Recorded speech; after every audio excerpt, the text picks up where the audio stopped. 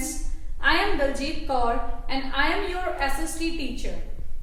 So today's our topic is animal as transport. So my dear students, today we learn about that how to use animal as a transport. First of all, there is a first question is which animal we use as a transport. So like oxen, horse, donkeys, camel, elephant, etc. First is oxen. Human beings have been using oxen for pulling carts since ancient times. They are also used for plugging the fields. Even today, bullock carts are used in villages and small towns. They are also used by farmers to carry farm produce. Second is horse.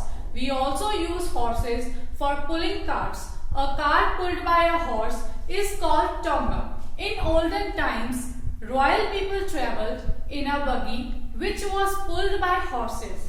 Horses having an important part of our culture also.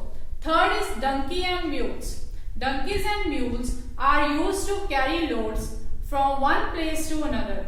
These animals carry loads on their back from place to place.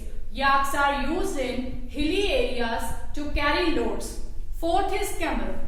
Camel can live without water for many days. In the deserts, the camel is used as the main means of transport. It is also called the ship of the desert. Fifth is elephant. In forest areas, elephants are used to lift or pull large wooden logs. They are used in national festivals like Independence Day and Republic Day.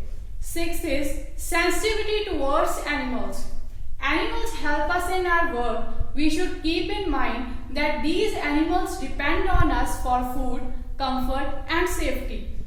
They also get tired and feel pain like us, but they can't talk like us to show their feelings. We should take good care of them.